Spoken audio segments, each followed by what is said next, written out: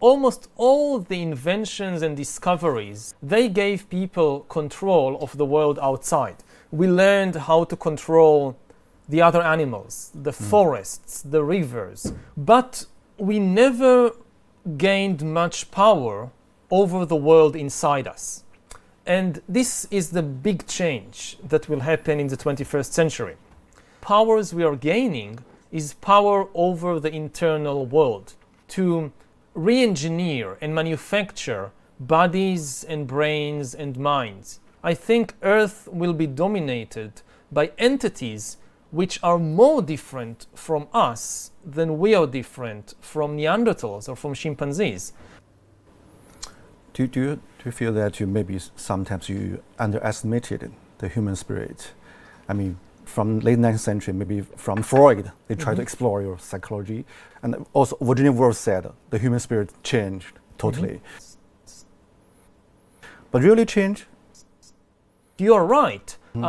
We know very little about the mind and about the spirit or the psychology of humans. It won't prevent us from gaining immense manipulative powers over ourselves. And this is one of the dangers. We had control, we had power to manipulate the world outside. We didn't understand the ecological system. And the same thing may happen with the world inside. We are far from understanding the human spirit or the human mind. And the result may be that we will face a mental collapse, similar to the ecological collapse we are seeing now. I think we are facing the danger of the distractions. Maybe human spirit is much more adaptive than we think and we imagine. It is very adaptive. That's certainly true. And we see it here that we still have the Stone Age bodies and Stone Age brains, and here we are flying in airplanes and living in big cities and so forth. So we have an amazing ability to adapt. But what we see is a process of domestication of humans.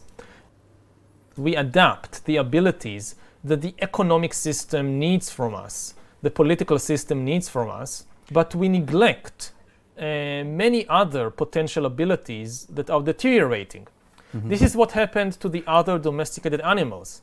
We created cows that produce enormous amounts of milk, but otherwise they are far less capable than wild cattle. Now, what the economic system needs from us is to constantly connect to the communication system. And all the new technologies, what they are doing is drawing us out of our body, disconnecting us from our senses, from our body, and connecting us instead to cyberspace. If you don't feel at home in your body, you will never feel at home in the world. My impression is that the number one cause for the feeling of alienation and stress, which has huge economic advantages, but the mental price is very, very big.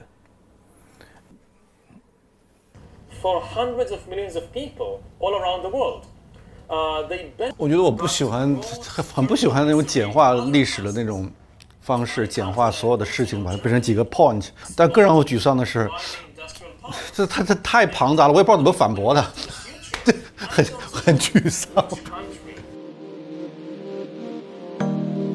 相对于矛盾复杂的精神世界，赫拉利更相信可以统计的数据。他本人就像一台精密且强大的信息处理机。他还试图颠覆长久以来的人文信念。他受到了热烈的追捧，尤其是在中国。其实他尊重了古代人类发展过程中的作用。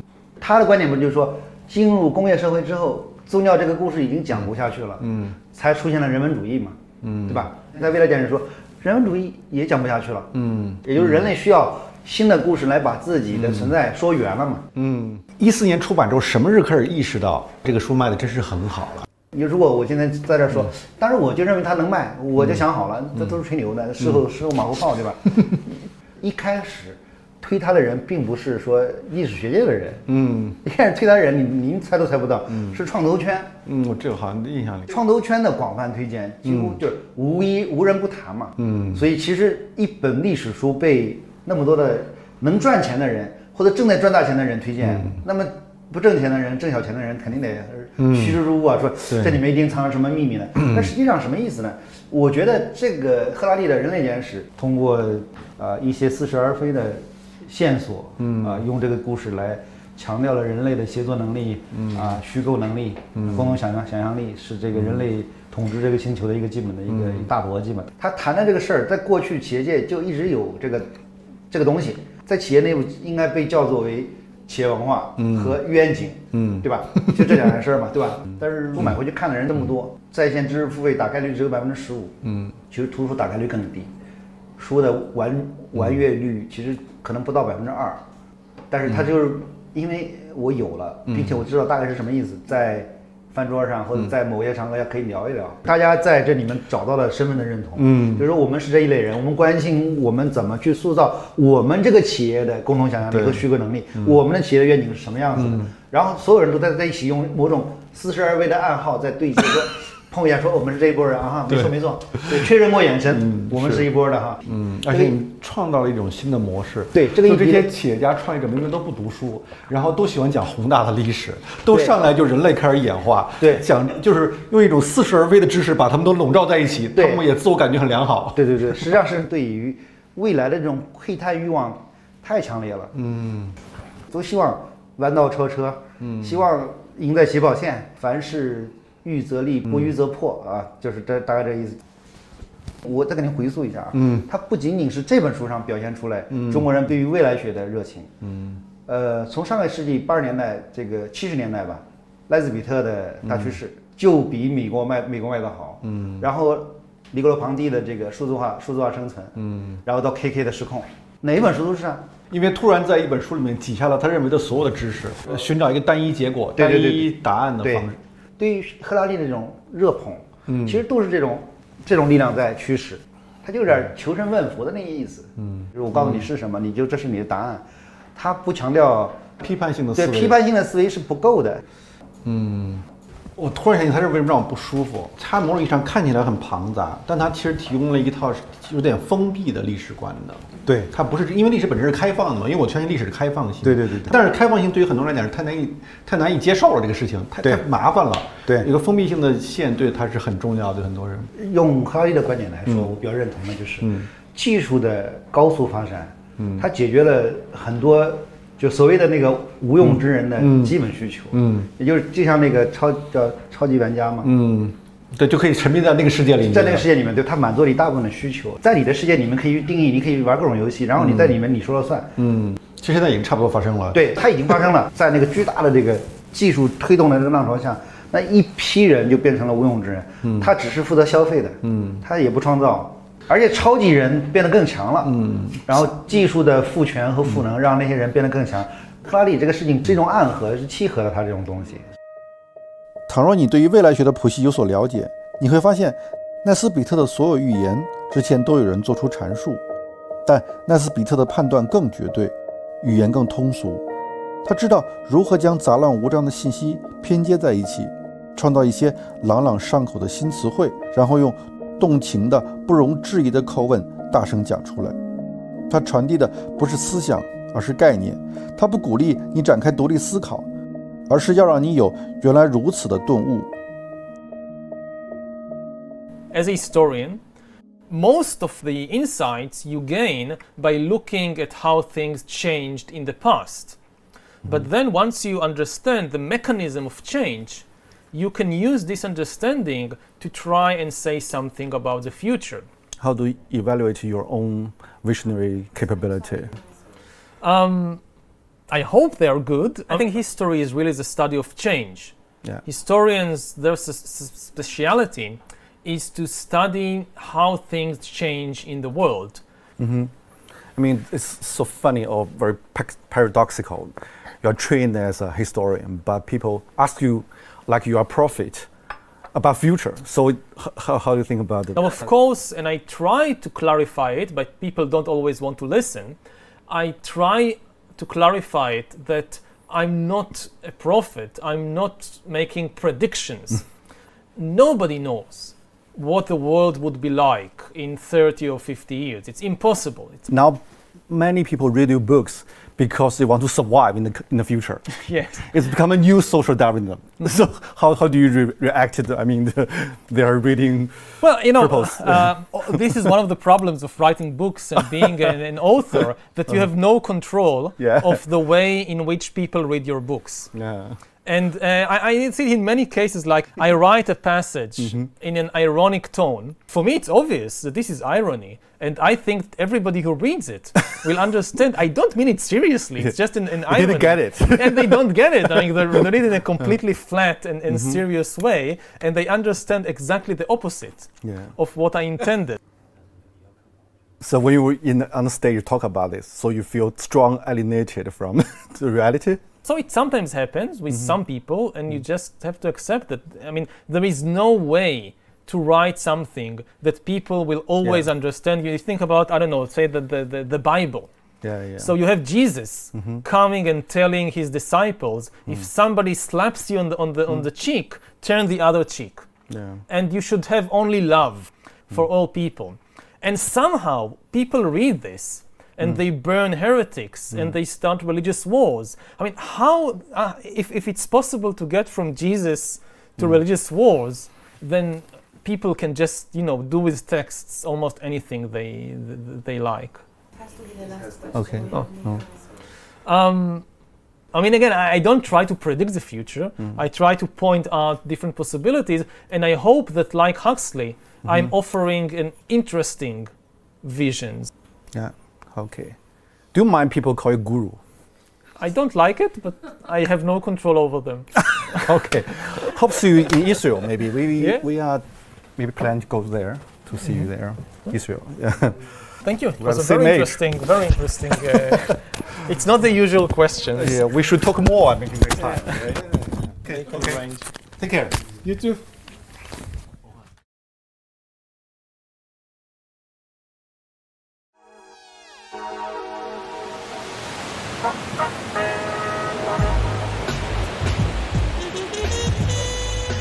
比起所受的中世纪历史训练，赫拉利更像一个将前沿科技与宗教预言相结合的现代古武。想要理解他的学说与精神世界，最好来到他生长的地方。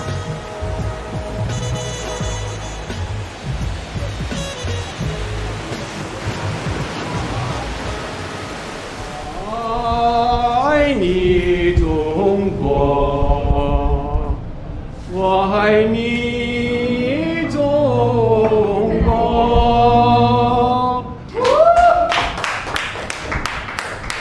哇，好动人呐！哇，好感动。来这里吃饭的以色列人多吗？犹太人？阿拉伯人根本上就没有，但是犹太人很多很多。我有几十年的客人，几代人都在我这里吃饭。当时79年来说，这里危险吗？这里问题多吗？以色列一直都有问题。到今天为止，昨天为止都有问题。这个阿拉伯世界的冲突，几次以色列的战争我都在这里。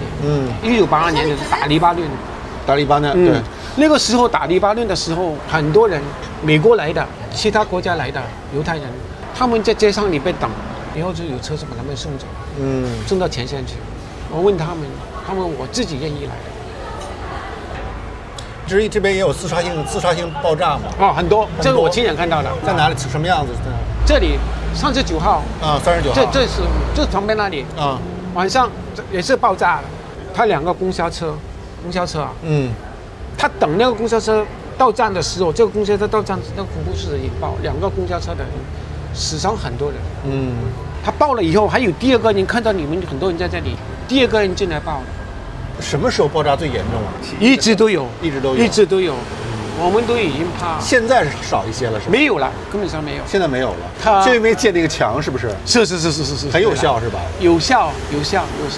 但是巴勒斯坦人就很愤怒嘛，建这个墙，把人与人之间都分开了。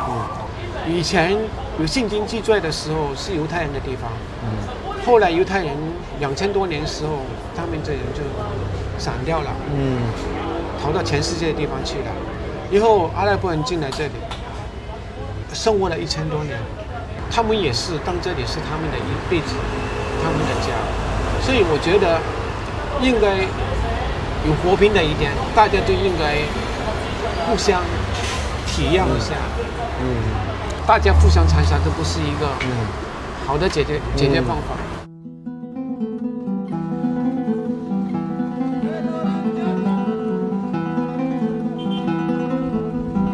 哇，这么高这墙！比那个柏林墙高多了。对啊，高太多了，这得有什么8米、10米高。耶路撒冷是一座有着3000年历史的古城，也是犹太教、基督教、伊斯兰教的发源地。一个小平台，你望出去，居然可以看到2个宗教的地标性建筑物，一个呢是西墙，一个呢是金顶。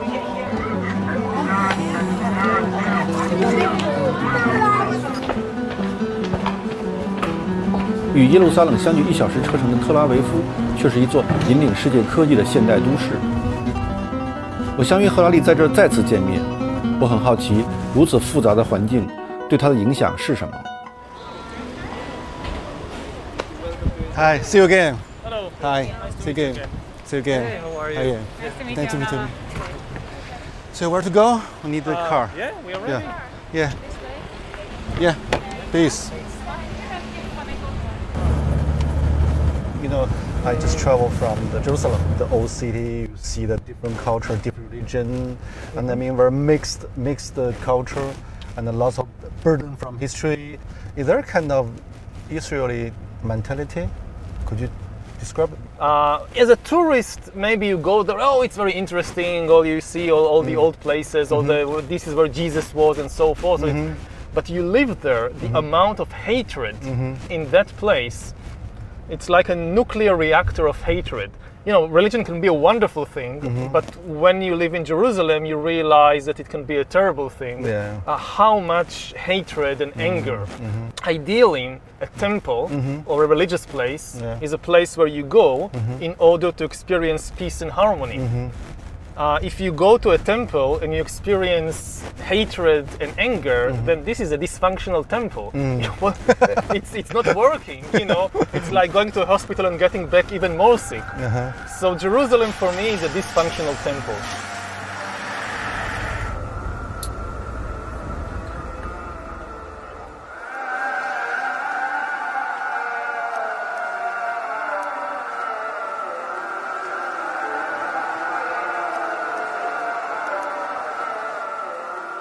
How this kind of things shape your mind, shape your...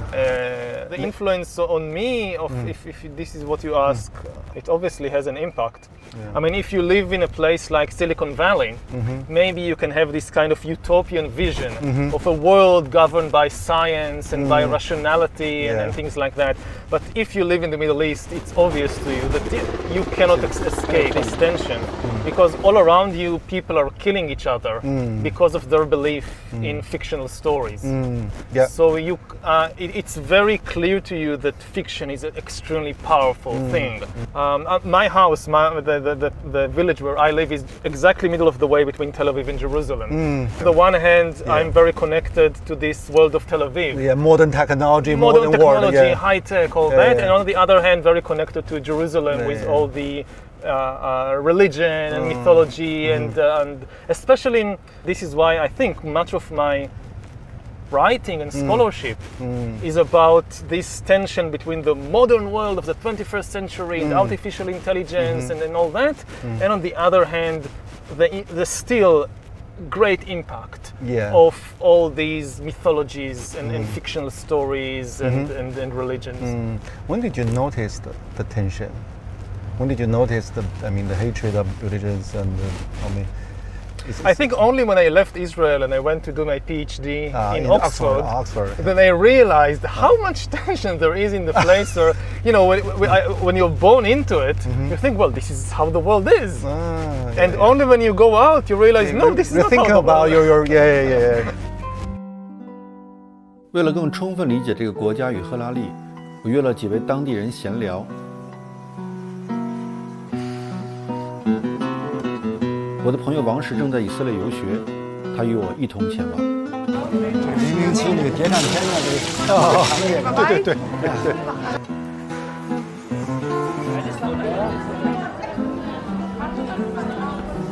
第一位是阿拉伯律师。Nice to meet you. How do you think about the Jewish people? I mean, the Jewish come back, take the city, they become a new authority. Is understanding or for you not? For me, I don't have a problem with the religion about the Jews. And they was living here before the occupation, and we have places that they are neighbors of the Arabs, and they don't have any problem with the Palestinian here before the occupation. When they kick them out from Europe and receive them, and later they are get of this country. But after, it's became the problem. When I talk with the Israelis, most of the people, they have this stereotype. We really feel that. When they talking with me, are you real Arab? Yeah, I am Arab. Are you born here? Yes, I am born here. You know, here, the thing that it's helped me to live here in Jerusalem, it's how I look. According to the stereotype of the Israelis, I'm not look like the local people. The local people have to be dark skinned, not handsome person, and also my accent is good in Hebrew. You speak Hebrew? Yeah, of course, because I'm lawyer. And in a good accent. So what's your nationality? Nationality, I don't have any nationality of any country. It's just residency. If I pass something, if I travel more than 3 or 7 years out of Israel, so they can get the ID, my ID. It's mean they can kick me out anytime. Like that we live. Do you have any solution? I mean, actually, I don't see any solution. I am born here and I love this country. I will not pass to anywhere.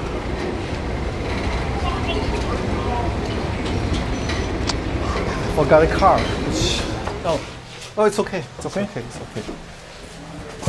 When did you arrive? It's a, When did you come to Israel? 2 days ago. Oh, 2 days ago. So you've been around. Yeah, spent 1 day in Jerusalem and here. Yeah, come here. Yeah. You're much more relaxed than in China. Me? Yeah. Yeah, because in China you run around from here to there, and here Too it's many like, things. Yeah. Oh, it's a nice view. You want some water? Yes, Some water would or- be nice.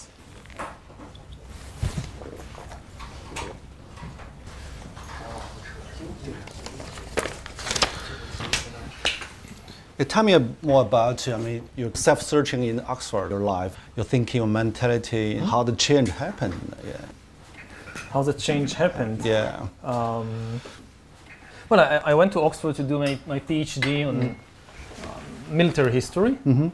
I was always very interested in the big questions of life. Yeah. What are we doing here, and what is the meaning of life, and what is the source of suffering in the world, and things like that. But I got the impression that you couldn't really engage with these questions in the academic world. The academic world is kind of pushing you to focus on more and more narrow and specialized questions. On a parallel track, I'm personally very engaged and interested in these big philosophical questions. Big tension for you. Yeah. When I got my tenure at the university, I felt that, okay, now I'm kind of secure. Now they can't do anything to me. I'm some terrible crime, like you murder the dean or something, they can't touch you. Yeah. So I try and reconnect the two tracks with these big questions about humanity and about life.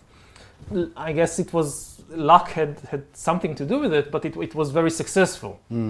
In the 20th century, there are some historians also ask big questions like Arnold Toynbee, H.G. Wells. How this kind of tradition shaped you? I mean, influenced me. Yeah. Well, the biggest influence on me, I think, was from Jared Diamond. Jared Diamond. He was a specialist in birds. Yeah. Yeah. He was the one who came and kind of showed the historians, look, you can do these things to, like, looking at humans from a bird's eye view. From bird to bird view. Yeah. So, you're comparing Jared Diamond. What's your advantage and disadvantage of your books? Their strength compared with me is that I don't really have any background in biology. But if you just know biology, if you just understand evolution and you know everything there is to know about humans, you can now explain human history. I don't think that this can work because human history also has a very important ingredient of culture, of ideas, of stories, of fictions, and this is kind of my speciality, the exploration and understanding of fictions and mythologies and stories and their immense impact on human history. And if you don't give enough importance to the stories, to the fictions, you will never understand something like the Second World War, or like the French Revolution, or like the rise of Christianity. There was no biological or geographical explanation. So what do you think the major flaw of your theory? Have you ever think about it? Of my theory? Yeah, your perspective. You try to explain the whole world, the history, but what's the major flaw in the process? Well, if I knew the major flaw, I would have corrected it. But there are definitely flaws. I mean, do you have any kind of worry? Maybe I speak so much about the change, the process, but actually I don't understand very well. Do you have any kind of concern? There are many areas. Because your tongue in the books is so confident. So, yes. Yeah. There are many areas that I talk about and I have no first-hand experience. I just rely on what the experts in the field say and I believe them. And I have no ability to kind of verify for myself that what I'm saying is true. I just believe them. So it's only second-hand knowledge.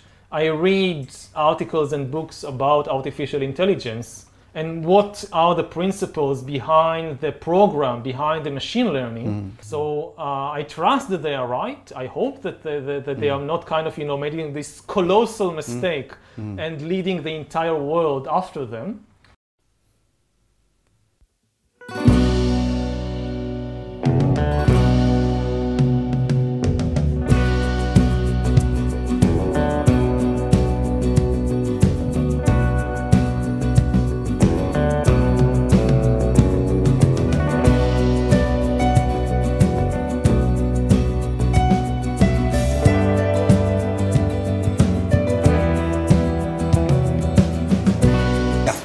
Okay, come, welcome.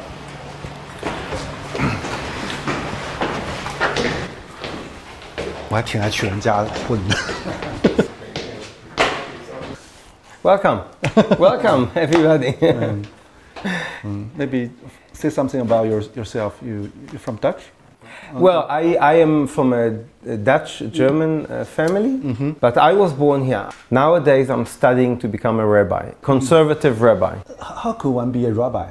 You have to study and you have to pass exams. You compare with the priest for the Christian, similar things or not similar? I mean, the role they played in the social society. I think you are the spiritual leader of the people, and it's a very important job because you're working with people. For us, for our outsider, the Jewish education seems very interesting combination. On the one side, it's a quite religious. You stick some everlasting truths. On the other side, the Jewish people seems very open to new technology, new knowledge. So how to explain the combination of this kind of paradox?